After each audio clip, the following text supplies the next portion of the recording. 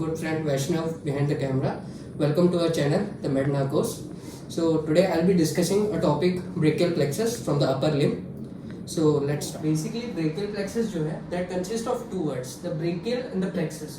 तो इसमें क्या है कि जो plexus है इसका meaning है कि network. अब network it can be either of a vessel or even a nerve. ठीक है, जो नर्व हम बेसिकली यहाँ पे नर्व के लिए पढ़ेंगे brachial plexus and brachial is related to the arm. तो कोई भी मतलब ये जो यहाँ पे बात हो रही है कि एक नेटवर्क है that is related to the arm, तो that's the basic meaning. So हम एक स्टार्टिंग में कभी भी इंट्रो पे लाइन पढ़ते हैं ब्रेकियल प्लेक्सस की हर बुक में, like its contribution is from the C5 to the T1 spinal segments. तो ये क्या है कि यहाँ से ना इन्हीं स्पाइनल सेगमेंट्स के नर्व से स्पाइनल सेगमेंट्स से ओरिजिनेशन होता है ब्रेकियल प्लेक्सस का, और from the anterior rami specifically. तो अब देखते हैं, we'll see what is anterior rami. This is the diagram of the section of a spinal cord. ठीक है, तो ये क्रॉस सेक्शन मैंने स्पाइनल कॉर्ड का दिखाया है. सो इन दिस डायग्राम हमें पता है कि एंटीरियर हॉर्न ना that relates to the motor supply. तो जो भी यहाँ से है ये दैट इज जो ब्लैक कलर में that is motor supply, and जो हमें ब्लू में दिख रहा है that is the sensory supply जो यहाँ पे आ रहा है. तो व्हाट हैपेंस कि यहाँ से जब फाइबर्स निकलते हैं they combine and after that कुछ sensory fibres go to the front और कुछ motor fibre go to the front, and similarly some sensory fibres goes to the back and the motor fibres also goes to the back. तो यहाँ पे posterior रेमाई और anterior रेमाई का मतलब क्या है कि anterior rami is area supplying the ventral side of the body, और जो पोस्टीरियर रेमाई है that is supplying the back of the back muscles जो है बैक रीजन है that is supplied by the posterior ramus. So जो भी brachial plexus का origin हो रहा है कि whatever the roots are there, यहाँ पे जितने भी रूट्स प्रेजेंट है C5 टू T1 जो रूट्स प्रेजेंट है स्पाइनल सेगमेंट के that is through the anterior रेमाई. मतलब वो यहाँ से ओरिजिनेट होने वाले हैं कि इनसे ओरिजिनेट होंगे. तो बेसिकली एंटीरियर रेमाई का मतलब यहाँ पे ये है. हम देखते हैं कि ब्रेकियल प्लेक्सस के ये part brachial plexus consist of such parts कि रूट्स है, ट्रंक्स है, डिवीजन, कॉर्ड्स, ब्रांचेस. तो रूट्स की हमने बात करी that is from C5 to T1. तो अब C5 टू T1 रूट्स है तो इसमें दो टर्म्स हमारे पास आते हैं कि व्हाट इज प्रीफिक्स्ड और व्हाट इज पोस्ट फिक्स्ड. तो प्रीफिक्स जो है उस केस में क्या होता है कि प्रीफिक्स के केस में कि C4 जो यहाँ से ना C4 का भी कंट्रीब्यूशन आ जाता है. तो C4 का कंट्रीब्यूशन इज लार्ज एंड जो T2 है that is T2 spinal segment वो एब्सेंट ही रहता है, वो एब्सेंट रहेगा, बट C4 का कंट्रीब्यूशन यहाँ पे लार्ज हो जाएगा. अब दैट इज प्रीफिक्स्ड कि मतलब हमने C5 से पहले ओरिजिन कंट्रीब्यूशन आने लग गया. अब पोस्ट फिक्स की बात करते हैं, उसमें क्या है कि कंट्रीब्यूशन नाम से पता चल रहा है कि उसके बाद आएगा कंट्रीब्यूशन. तो पोस्ट फिक्स के केस में क्या होता है कि T2 इज प्रेजेंट, T1 का जो कंट्रीब्यूशन है that is large amount of contribution from the T1 segment, and जो C4 है that is totally absent. C4 is totally absent and जो C5 है उसका कंट्रीब्यूशन इज रिड्यूस्ड. तो C5 का कंट्रीब्यूशन इज रिड्यूस्ड. तो ये दो टर्म्स है कि कभी भी पूछा जाए कि what is post fixed, what is prefixed, तो this is the meaning of the post fixed and the prefixed. तो ये एक बेसिकली स्कीमेटिक डायग्राम है ब्रेकियल प्लेक्सस का. तो यहाँ पे हम कंट्रीब्यूशन देख सकते हैं कि C5, C6, C7, C8, T1. तो यहाँ से जो भी ओरिजिनेशन हो रहा है दीज आर रूट्स, इनको हम रूट्स बोलते हैं. Roots combines to form the trunks. तो अगर जैसे ये जो दो रूट्स है ये कंबाइन करके एक ट्रंक बना रही है, इसको हम ट्रंक बोलेंगे. द ब्लू कलर में यहाँ पे जो अभी दिख रहा है trunks. After trunks, the trunks divide into two divisions, the anterior division and the posterior division. तो जो divisions हो गए that further combines, वो अलग अलग एक दूसरे के component से combine होते हैं, then they further forms the cords. ठीक है, तो जैसे यहाँ पे cords बन गए. अब for example ये cords इधर हो गई, इधर भी एक cord होगी, and cords at the end terminates into branches. और branches जाके nerves, एक तरीके से nerves ही हैं branches हमारी. तो अब मैं जैसे पहला डायग्राम की बात करता हूँ पहले पार्ट की बात करता हूँ that C5 C6 root combines they form the upper trunk. अब ये दोनों कंबाइन करके अपर ट्रंक बन गए. एंड सिमिलरली ये मैं साथ में ये भी बता रहा हूँ कि डायग्राम अगर बनाना हो तो इंस्टेड ऑफ हम रटने के बजाय इसको लॉजिकली अगर याद रखें तो that will be much better. तो C5 C6 C7 C8 T1 right. तो अब C8 T1 को हम जोड़ दें और C5 C6 को हम जोड़ दें तो ये upper trunk and the lower trunk दे देगा. तो अब ऑब्वियसली लॉजिकली बात करें, अब C7 के पास तो कोई पेयर बन नहीं रहा है तो हम C7 को सिंपली सीधा खींच देंगे तो that will form the middle trunk.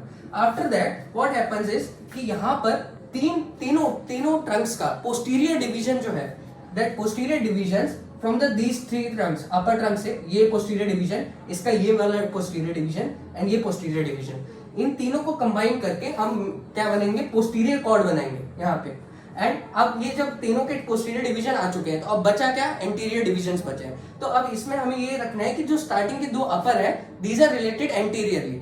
तो मतलब कहने का क्या कि यहाँ का जो एंटीरियर डिवीजन है that will combine with the anterior division of the upper trunk, तो ये बना देगा हमारा क्या, लैटरल कॉर्ड। तो सिंस इन दो से एंटीरियर डिवीजन से हमारा बन गया, तीनों के पोस्टीरियर यूज हो गए, अब बचा क्या हमारा, anterior division of the lower cord, sorry the lower trunk. तो एंटीरियर, अब एंटीरियर डिवीजन बना, तो अब सिंपली सेम लॉजिक, अगर कोई पेयर नहीं है उसके पास बनाने के लिए तो एंटीरियर डिवीजन जो है दैट विल स्ट्रेट वो मूव करेगा फर्दर और क्या बना देगा हमारा मीडियल कॉर्ड।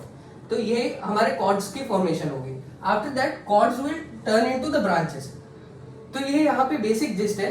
यहाँ पे अब मैं इनकी नेमिंग्स करूंगा एंड कौन किस चीज को क्या सप्लाई करता है ये मैं बताता हूँ। तो जो लॉन्ग थोरैसिक नर्व है उसका रूट वैल्यू है C5, C6 and the C7। ये कंट्रीब्यूशन हम यहाँ पे देख सकते हैं, ठीक है। तो C5 to C7 मैं इसका कंट्रीब्यूशन किसका बोल सकता हूँ, लॉन्ग थोरैसिक नर्व का। अब बात करते हैं कि कौन से ब्रांचेस हैं that originate from the trunk. तो ट्रंक से यहाँ पे दो ही ब्रांचेस ओरिजिनेट हो रही हैं, that is first is the suprascapular, suprascapular जो ये वाली ब्रांच है, and this is nerve to subclavius, nerve to subclavius, right. तो suprascapular supplies to two muscles present on the scapula, तो that is the supraspinatus and the infraspinatus। तो इन दो muscle को supply करेगी हमारी कौन सी, suprascapular। And nerve to subclavius नाम से ही क्लियर है that it will supply the subclavius muscle present below the clavicle। सो अब यहाँ पे जैसे मैंने ये दिखाया कि दोनों रूट से कंबाइन हो रही है, तो ऑब्वियसली इनकी जो रूट वैल्यू होगी that will be the C5 and the C6। तो ये हमारी होगी। अब बात करते हैं कि लैटरल कॉर्ड। तो lateral cord, posterior cord and the medial cord.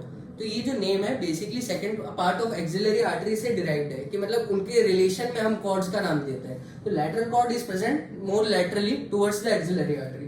तो अब लैटरल कॉर्ड से यहाँ पे तीन ब्रांचेस निकलती हैं। तो first one is the musculocutaneous, this is the musculocutaneous,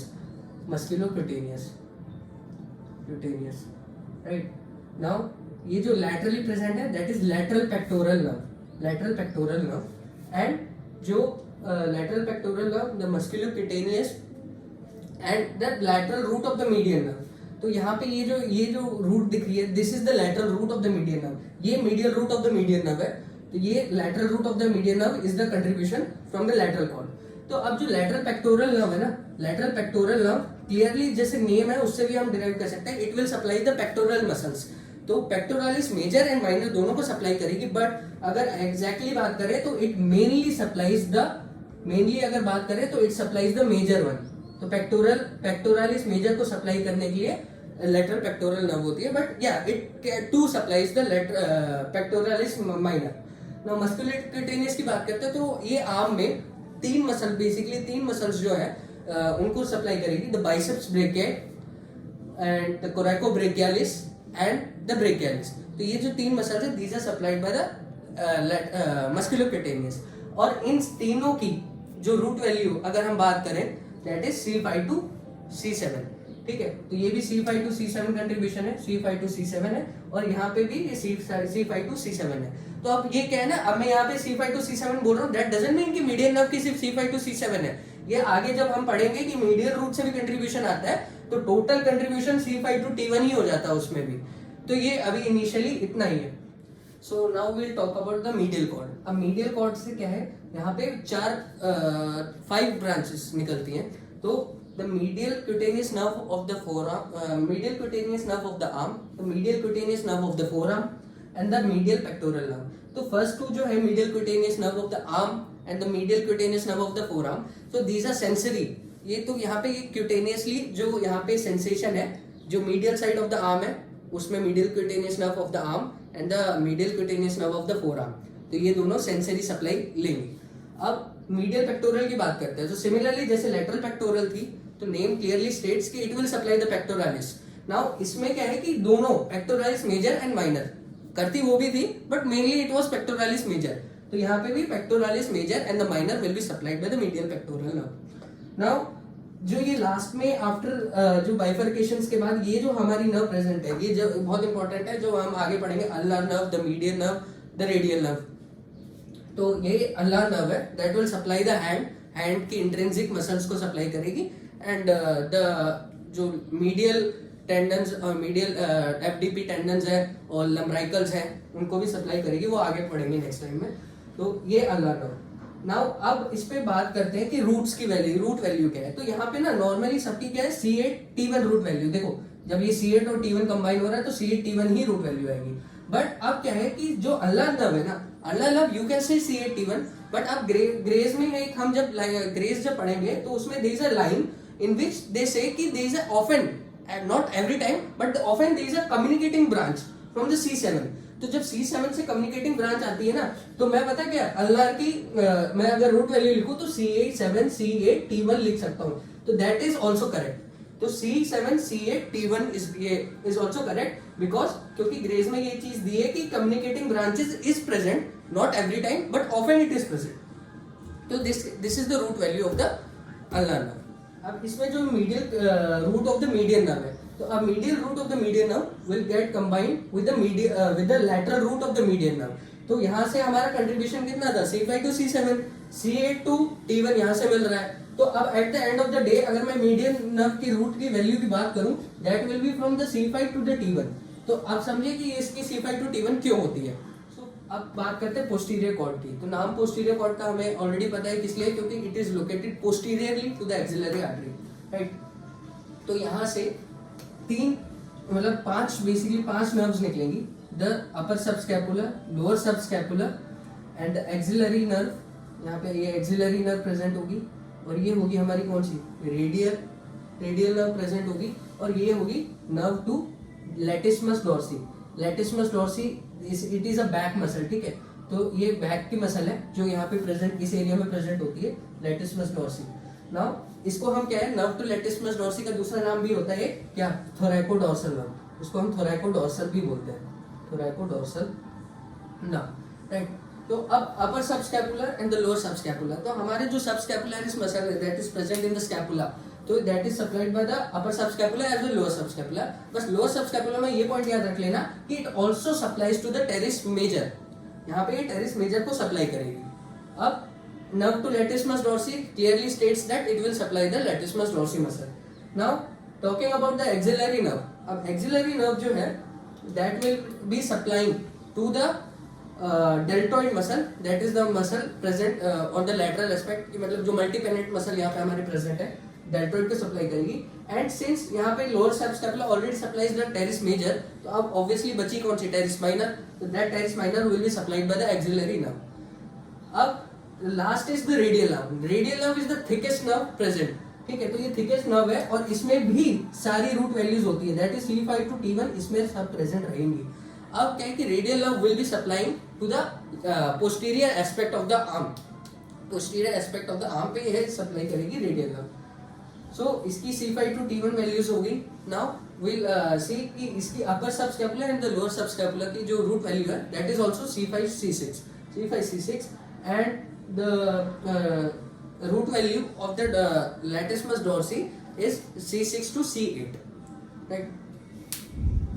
तो जो रूट्स हैं, अगर हम रिलेशंस की बात करते हैं तो हमें रिलेशंस भी जानना है कि ब्रेकियल प्लेक्सस के जो कौन सा स्पेसिफिक पार्ट है वो किससे रिलेटेड है। तो अगर स्टार्टिंग फ्रॉम द रूट, अगर रूट स्टार्ट कर रहे हैं तो that is located deep into the neck and it is deep to the scalenus anterior muscle. यहाँ पे एक स्केलिनस एंटीरियर मसल प्रेजेंट होगी, उसके डीपली लोकेटेड होती है रूट्स। आफ्टर दैट रूट्स जब ट्रंक में कन्वर्ट होगी, देन यहाँ से जो स्केलिनस एंटीरियर एंड द स्केलिनस मीडियस दो मसल्स होंगी, इनके बीच में एक क्लेफ्ट प्रेजेंट होती है, उसके बीच से हमारी ट्रंक्स निकलती हैं। And after that moving to the divisions, and division will be moving behind the clavicle. तो क्लेविकल के बिहाइंड जो है हमारा डिवीजन प्रेजेंट होगा। आफ्टर दैट कॉर्ड्स का तो हमें रिलेशन पता ही है क्या, एक्सिलरी आर्टरी के साथ होता है कि lateral, posterior and the medial, and the branches further moves down the head. तो ये हमारे एक रिलेशंस हो गए ऑफ द ब्रेकियल प्लेक्सस। तो अब एक चीज जो छोटा सा पॉइंट है that is the blood supply. अगर ब्लड सप्लाई की बात करें तो ब्लड सप्लाई जो है इसका ब्रेकियल प्लेक्सस का that will be through the vertebral artery, ठीक है, vertebral artery. And the thyrocervical trunk. तो ये पॉइंट बस आप लिख सकते हो, but it is not that much considering of very importance, but ठीक है। तो thyrocervical trunk and the vertebral artery, इस दो से नर्व सप्लाई है किसकी, ब्रेकियल प्लेक्सस की, which is the part of subclavian artery. So अभी जितनी भी हमने नॉलेज गेन करी अबाउट द ब्रेकियल प्लेक्सस, इसका at the end of the day हमारा रीजन होता है क्लिनिकल। तो वहाँ पर ब्रेकियल प्लेक्सस में दो मेजर क्लिनिकल्स प्रेजेंट है हमारे, the Erb's paralysis and the Klumpke's paralysis. तो अगर मैं अब्स पैरालिसिस की बात करता हूँ तो देयर इज एन अब्स पॉइंट। अब अब्स पॉइंट है कौन सा पॉइंट, जो मैंने यहाँ पर अपर रूट्स बनाई थी ना, C5 C6 and the upper trunk. तो यहाँ पर एट दिस पॉइंट जहाँ पर ये 6 नर्व्स हमें रिलेटेड दिख रही है, that this point is called the Erb's point. ठीक है, इसको हम बोलते हैं अब्स पॉइंट। तो अगर यहाँ पर किसी भी इंजरी हो जाए तो that leads to the Erb's paralysis. अब इंजरी कैसे हो सकती है, अगर लॉजिकली बात करें, अब सिमिलरली ये जो ब्रेकियल प्लेक्सस का एरिया है, अगर इसको हम शिफ्ट करके बॉडी में जब ऐसे लगाएंगे सेम यहाँ पे, तो ऑब्वियसली अगर हमें ये पॉइंट इंजर करना है, अपर पार्ट इंजर करना है, तो ये कैसे इंजर होगा कि जब नेक और शोल्डर के बीच का जो सेपरेशन है दैट इंक्रीजेस, तो undue separation of the neck and the shoulder. तो या तो कोई जैसे ऊपर से नीचे गिर गया है, and by the time eight the time of the delivery of a baby, जब इन दोनों के बीच का अनड्यू सेपरेशन हो जाएगा, that leads to the Erb's paralysis. Now अब whatever the symptoms are present, that is due to the paralysis of the roots. और यहाँ पर हमारी जो दो मेजर रूट्स पैरालिसिस में जाती है, that is the C5 and the C6 roots. तो अब क्या होता है कि यहाँ पर इसको अब्स पैरालिसिस को हम बोलते हैं पोर्टर्स हैंड या पुलिसमैन टिप हैंड। तो इसमें क्या है कि there will be the adduction of the arm. अब अडक्शन किस लिए, क्योंकि यहाँ पर हमारी डेल्टॉइड पैरालिसिस में चली गई। उसके बाद there is a medial rotation of the arm due to the paralysis of the supraspinatus, the infraspinatus and the teres minor muscle. ठीक है, तो दैट इज ये मीडियल रोटेशन हो गया, अडक्शन हो गया। एंड आफ्टर दैट एक्सटेंशन रहेगा, क्योंकि बाइसेप्स ब्रेकियाई हमारी पैरालिसिस पे चली गई है। And even person can not pronate, क्योंकि बाइसेप्स का मेजर फंक्शन एक था कि सुपिनेशन होता है, तो biceps brachii was also damage, तो ये प्रोनेशन में चली गई। And loss of sensation in the deltoid region, यहाँ पर क्यूटेनियस सेंसेशन चला जाएगा।